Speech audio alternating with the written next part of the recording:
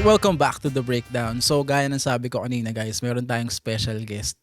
Isa to sa mga pinakamahuhusay na players dito sa Toronto. Isa rin sa mga pinaka-controversial eh. So medyo alam ko yung kwento niya pero itatanong natin sa kanya, ipapakwento natin sa kanya. And excited na ako malaman yung kwento niya. Guys, kasama natin ngayon si Sir Rudy Canlas. Kamusta? Eto, kailangan. Good afternoon. Yun, so simulan na natin kaagad, boss. Yung basketball, like paano ka nahilig? So, nag-start yan nung mga bandang grade 4 ako nung nalipat kami ng Bulacan. So, subdivision yun sa Santo Niño, may kawayan. So, doon kasi may mga meron kasing doon by phase, 3A, 3B, 3C, phase 2, ganyan.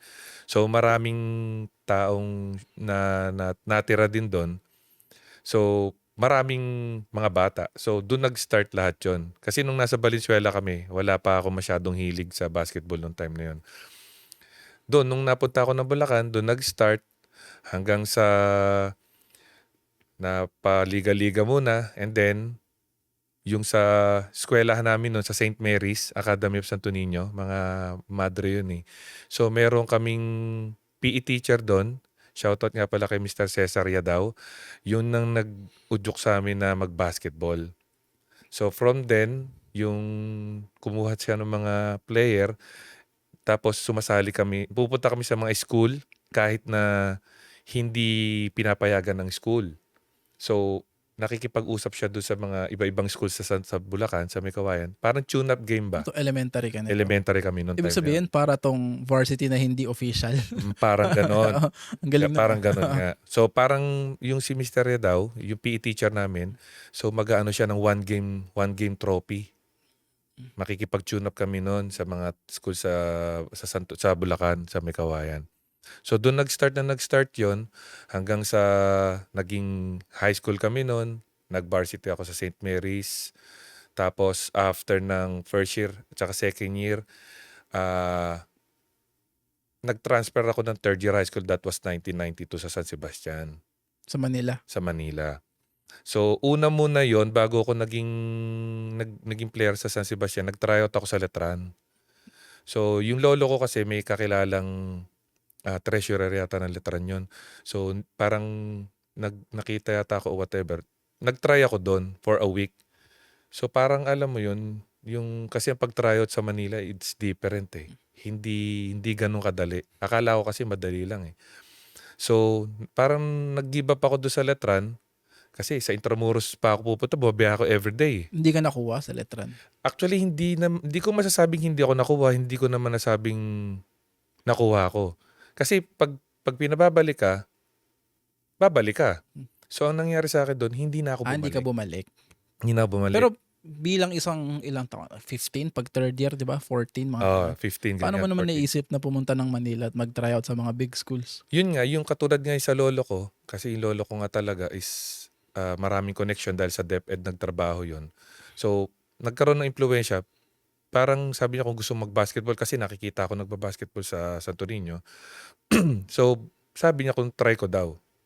Yun na nga hanggang sa nag-tryout ako doon. After a week, hindi na ako bumalik.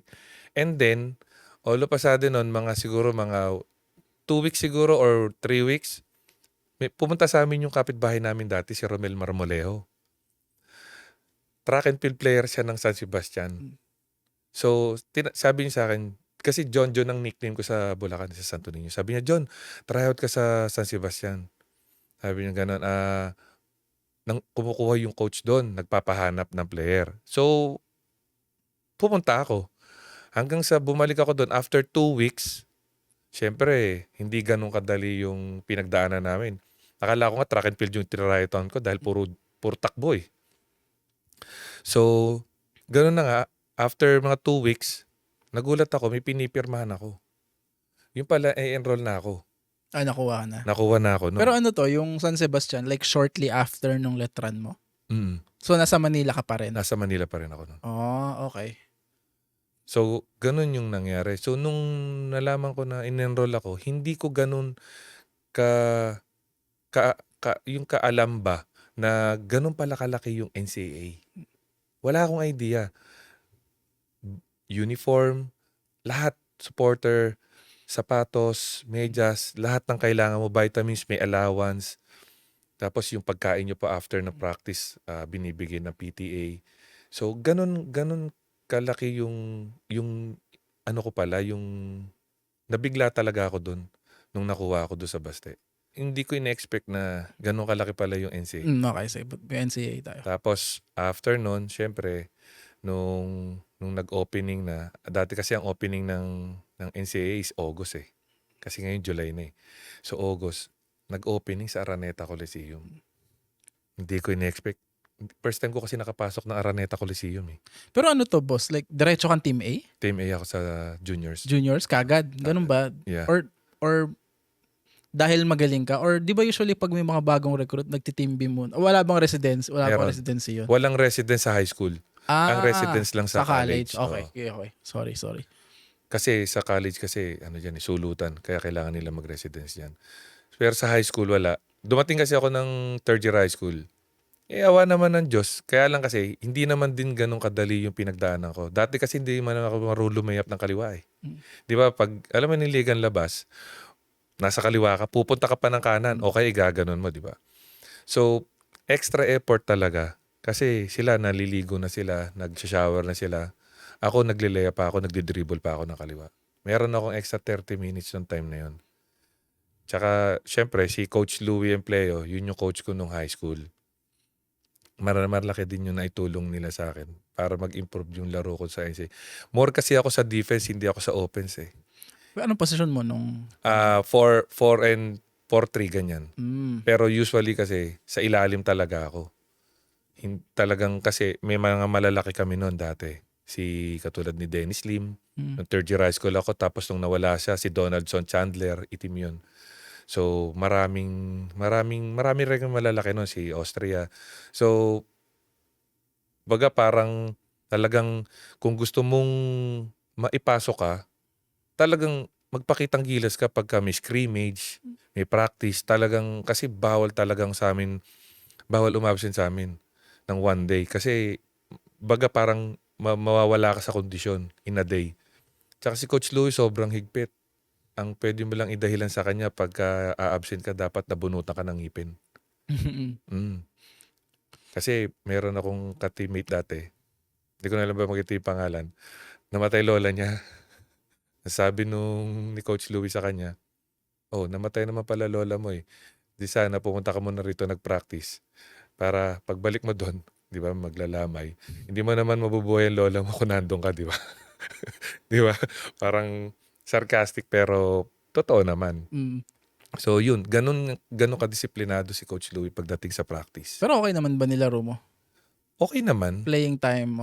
Yung third year high school, syempre bago. Di pa Syempre masyado. may first five dyan. Ang mga first five dyan, sila Boho, sila Jason, yan, sila Narido, sila Dennis Lim, kapatid ni Braulio Lim. Yan, yun yung mga first five dati. Tapos, syempre, pamalit. Ganun. Pero syempre, kahit na stringer ka, dapat pumukpo ka. Kasi pagdating ng fourth year high school mo, pag hindi ka nurse 5, parang delikado ka eh. So na first five ka na by Nung fourth fourth year high school ako, na first 5 na. Babad naman minuto. Ayos naman. Aktual lang. Anong ikutan din naman kami. Kasi pare-pares din naman yung height namin nung mga ka-teammate ko. So, okay naman. Medyo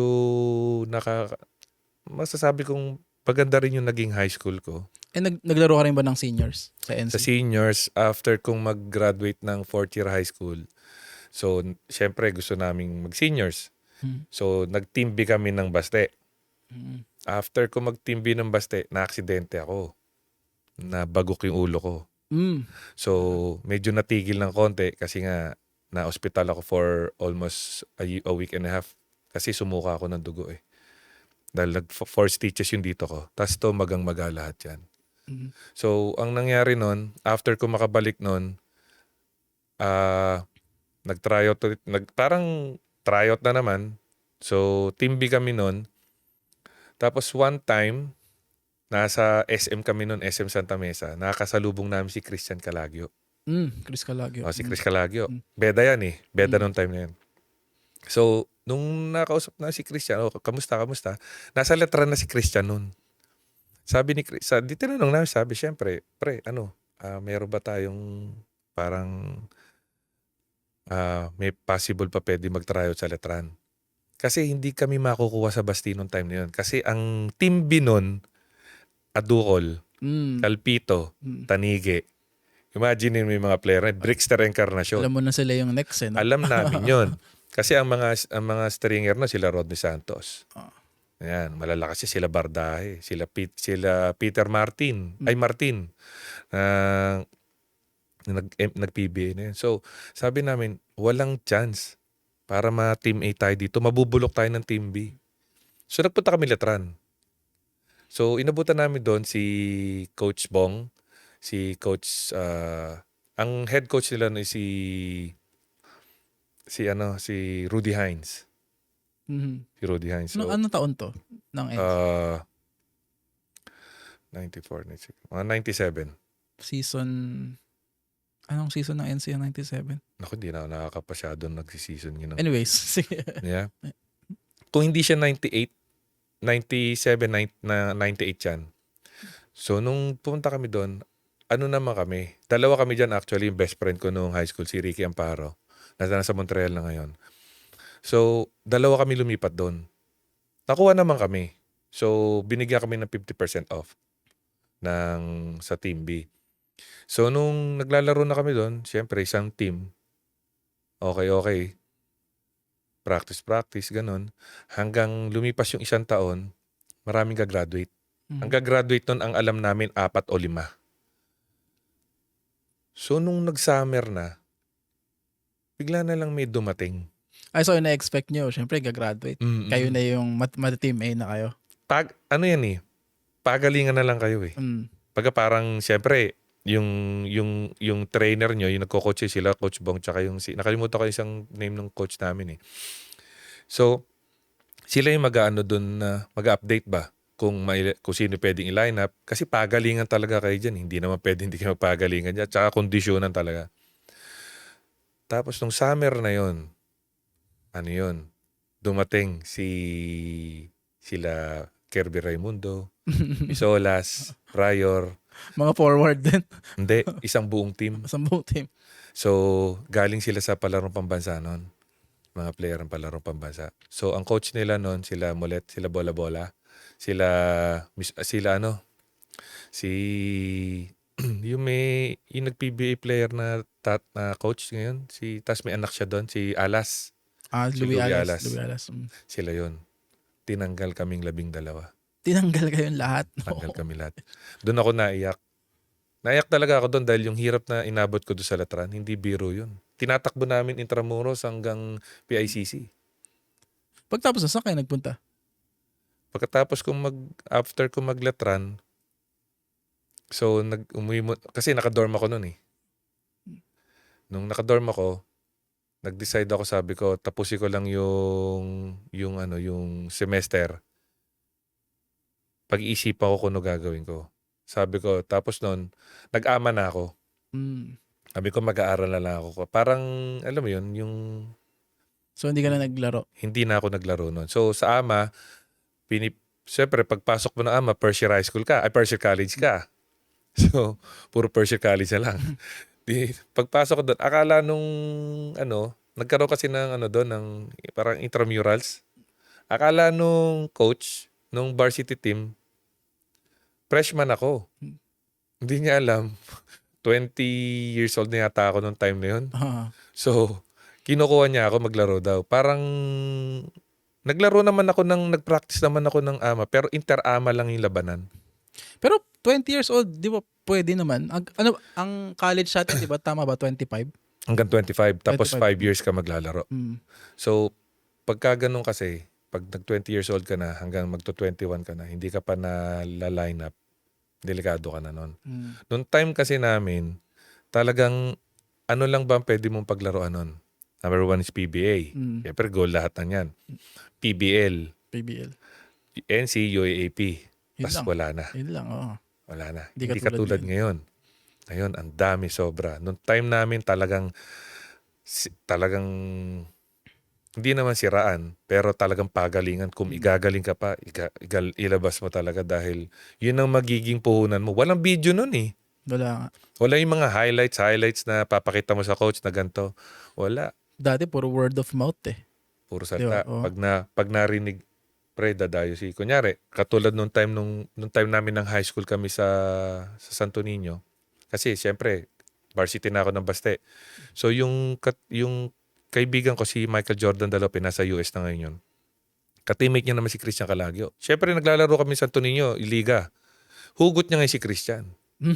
Ako ngayon hugot ko yung tropa ko, si Ricky Amparo. Hugutan. Tsaka yung Gary Dolatas, meron din ako hugot. So, bakbakan dun. Naglalabasan na yung mga varsity. So, hugutan dun. Pagalingan talaga. So, ganun na nagiging tema dati. Pag narinig mo, Christian Calagio, dadayo, makita mo tao, ang dami. Kasi, salta-salta lang. Mhm. Dun mo malalaman talagang magaling talaga. May magaling na player. Hindi yung katulad ngayon. Video, YouTube mo lang si ganito, okay na. Dati hindi. Salta lang talaga. So, after mo mag-NC, Letran, hindi ka na nakapaglaro ulit sa mataas na liga? Hindi na ako School. naglaro as sa eskwelahan. Oo. So, ang nangyari nun, after ko magletran, nakapag-asawa na ako nun. Mm. Nabuntis ko yung girlfriend ko nun, yung ex-wife ko. So, after nun, ang nilalaroan ko na lang nun, naglalaro ko ng interbarangay sa amin, interbarangay sa Bulacan. Tapos, kinukuha ko ng pinsan ko sa Pampanga. Sa interbarangay, sa intertown ako ng Pampanga. So, kasi, taga Pampanga kasi kami, sa Santa Rita at sa Bacolor. So, yung sa Santa Rita, interbarangay, yung sa Bacolor, intertown naman yun. So, maraming magagaling doon. Eh, boss, paano ka naman napunta ng Canada? Pag-usapan na. Pero bago mo sagutin yan, boss, mag-break muna tayo. Magbabalik ang The Breakdown. Yeah, we top five with it. Yeah, we going up, ain't no stopping it. Cry good. So yun, boss, paano ka naman napunta ng Canada?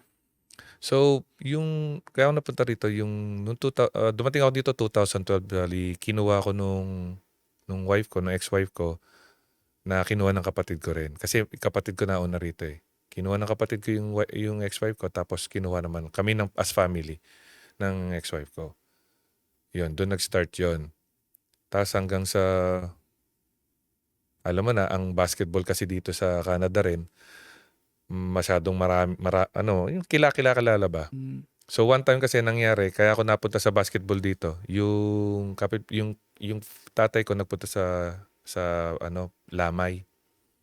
So nakilala niya si Marlon Mejia, naglaro din sa Pilipinas 'yon. So nakakwentuhan niya hanggang sa pinakilala ako dun sa coach namin dati, si Kuya Edon Cosil, hanggang sa dumami na ng dumami. Hanggang sa nakilala ko si Mikey Alvaro. Mm. Actually, si Mikey Alvaro, siya ang may-ari ng PMR.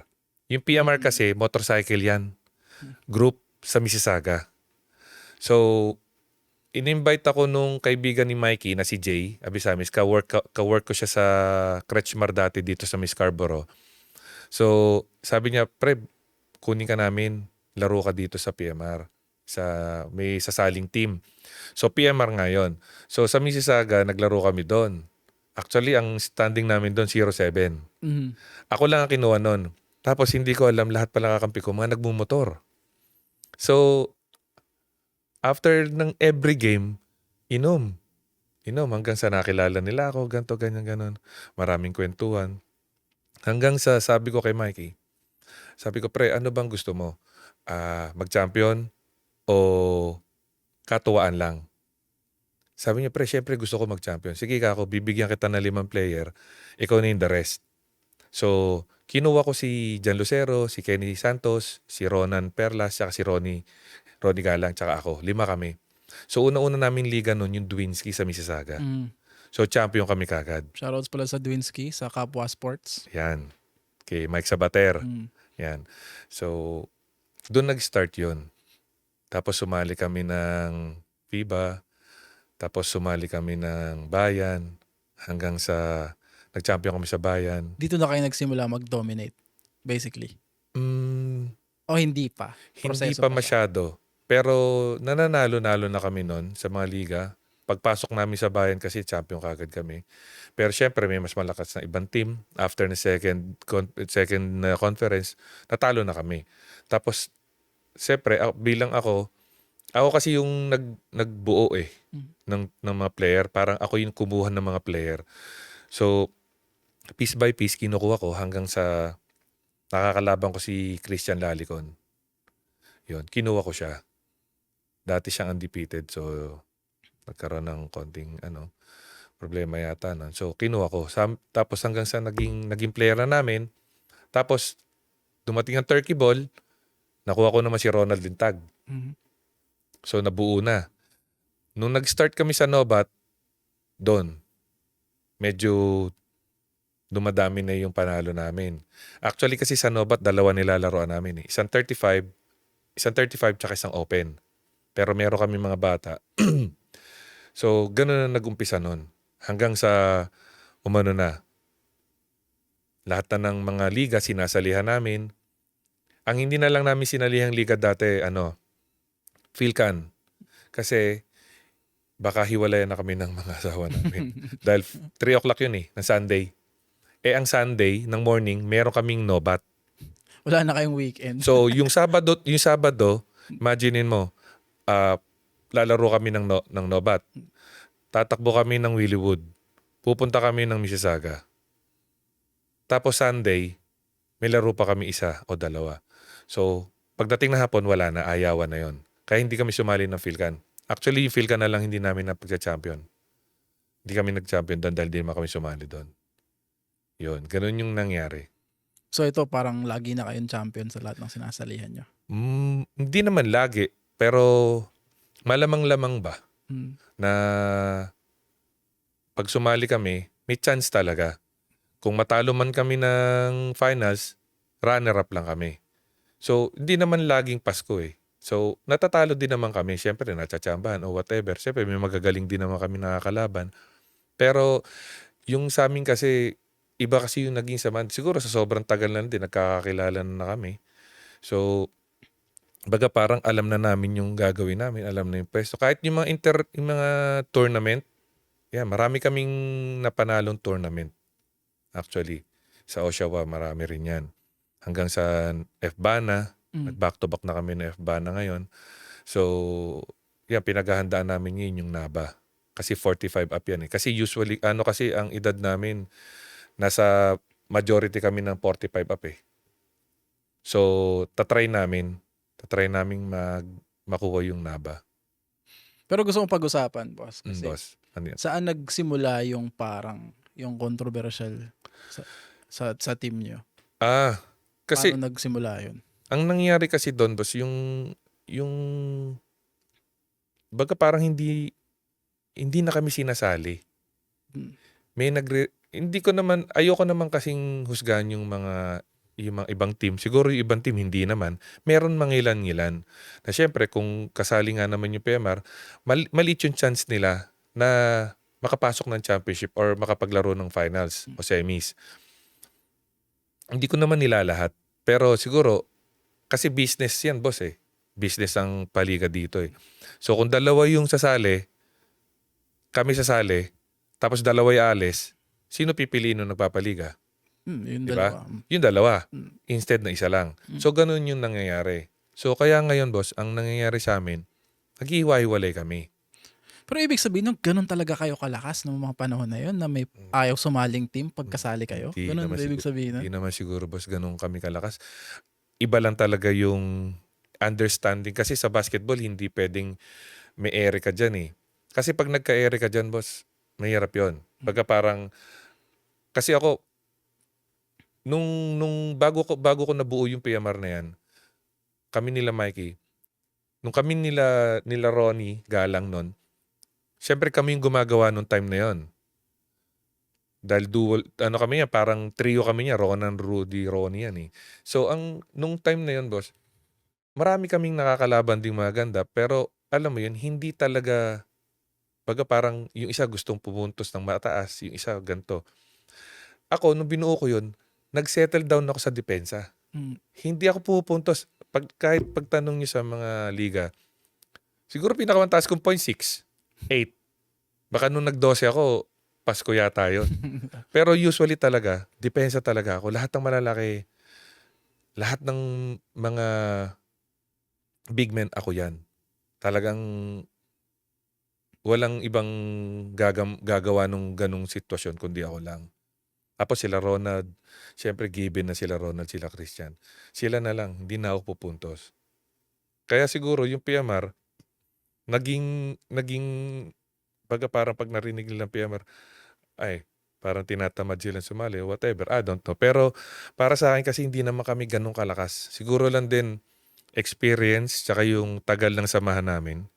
Doon na lang siguro nabuo yun. Pero boss, hindi kami malalaki. Ako pinakamalaki sa lahat eh. Tamo kung ikukumpara mo doon sa mga 40 up na ngayon, maraming magagaling, marami rin malalaki. Pero yung team nyo na PMR, paano nyo naman hinandle yung ayaw na kayo pasalihin ng mga liga? Anong reaction nyo nun? Actually, nung huling-huli naming champion sa isang liga, nung nag-post sila na buo na yung lineup nung isang isang liga na yun. Medyo nainis kami nun. Kasi kami defending champion tas hindi kami kasali. Pero sabi nga namin, kung kinausap lang kami ng maaga sana, okay lang. So kami nun, after nung incident na yun, pagkaayos naman kami, okay naman ng usapan. So sabi namin, ganito na lang. Kumuha na lang kayo ng mga liga, ng mga team. Mag-iwa-iwalay tayo kasi pag nagmukmuk tayo dito, walang mangyayari sa atin. So magkanya-kanya na lang muna tayo para pagdating ng intercity, kondisyon pa rin tayo. Baga, ituloy niyo yung laro, kahit saan tayo maglaro, wala tayong problema. Kaya ngayon, yung katulad nung ngayon, may kasama akong 2 player na sa PMR, tapos yung iba nandun, yung isa naman nandun din sa kabilang team. So, hiwa-hiwalay kami. Hiwa-hiwalay. Nagkakalaban-laban kami ngayon. Para lang Makapaglaro pa kami. rin, Para tuloy-tuloy condition. pa rin. Ganun ang nagiging sistema namin ngayon. Ngayon naman, boss, anong pinagkakabalaan mo ngayon? Saan ka naglalaro ngayon? Ngayon, ang nilalaroan ko na lang, isa. Pero may mag-o-opening yata ng, I don't know kung magpapasok kami sa SBBL. Tignan namin sabi nga namin, pag-uusapan, tignan natin sa huli. Pag nagpasa ng lineup, kung tatanggapin, yung katulad ng True North, I don't know kung paano mangyayari sa amin doon. So, Kasali kayo sa True North? actually ako kasali, 2 ko ka-teammate kinuha ko. Anong team? Pilipinas, Okay. yung kay Paolo Galvez. Sa SBBL, anong team? SBBL dadali namin PMR, kung papayagan kami. Okay. Kung matutuloy, PMR ang dadali na. PMR na yung dating roster? Yung PMR. Okay. Yun. Kasi may 40 up sila ngayon eh. Ang alam ko. So, baka hindi mo na ako mag-referee doon. So, maglalaro mo na ako. Kasi naman eh, na ano ko naman yung pagiging referee ko tsaka yung paglalaro eh. Nababalance ko naman lahat yun eh. So, yun pa isang pinakakabalaan ko yung pagre-referee. Mamaya, boss, pag-usapan natin yung pagre-referee. May gusto rin akong tanong sa'yo tungkol sige. dyan. Pero ngayon, anong future plans mo sa basketball? Future plans? Tuloy-tuloy pa rin. Hanggat kaya? Hanggat kaya. Kaya lang medyo minamalas tayo ngayon. Medyo pinatigil tayo ng doktor. Pero sana ma-resolve din. Kasi nga tumatanda na. Tsaka Ang parang, kalaban ng lahat ng player, boss eh. oo nga eh. Mahirap din kasi pagka nakakaedad ka na. So, laro lang talaga. Hanggat Laro lang talaga. sabi nga, may saying na ganyan eh. Never stop. Till the wheels fall off. Sabi nga. Ganun na nga, boss. Kasi ewan ko, pag hindi ako nakapaglaro ng isang beses ang araw, sa isang linggo, ang hirap. Sanity na eh, no? Sanity na eh. Malaki. Tsaka sabi ko nga siya, boss, kaya nga talagang namaga siya ng todo eh. Kasi pinilit ko nung last Saturday eh. Medyo kulang-kulang kami. Actually, 5 lang kami naglaro nun sa Philac eh. Talo kami nun. So, okay lang naman din matalo. Talagang gano'n naman talaga. Kaya lang pinilit ko. So, pag uwi ko ng bahay after na Sunday, yun na. Namaga. So, sabi ko patay. Tingnan natin kung ano mangyayari sa Sabado, kung ano magiging resulta. Yung ano mo naman, boss, yung pagre-referee mo, boss. Mhm. Like, isa ako sa mga basketball player na hindi ko naiintindihan ng pagiging referee. Mhm.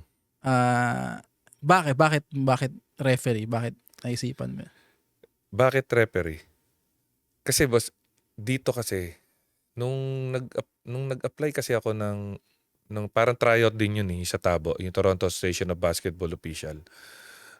Nag-tryout ako. Ang nakikita kong mga nagre-referee, puro matatanda. Mm. Mga retired. So sabi ko, kung hindi ko na siguro talaga kaya mag-basketball, nasa basketball pa rin ako. Bakit hindi coaching? Mm, bakit hindi coaching? Actually, gusto ko yung sabihin kasi coach din ako Mm, at an early age. Dalawa lang yung pinupuntahan ng mga player pag gusto pa rin nila magstay sa basketball. After ng coaching. career nila, coaching and referee. mm. Pero yun nga. Sa coaching kasi, boss, okay naman, may knowledge tayo sa pagbabasketball, sa pagtitrain ng mga bata. Actually, matagal ko nang iniisip yan. Kaya lang kasi, yung pagko-coach kasi ng bata, ano yan responsibility talagang every Saturday o kaya every weekdays dapat nagpa-practice ang bata 3 times a week. Which is, hindi ko yata pwedeng magawa yon. Kaya mas prepared ko mag-referee na lang.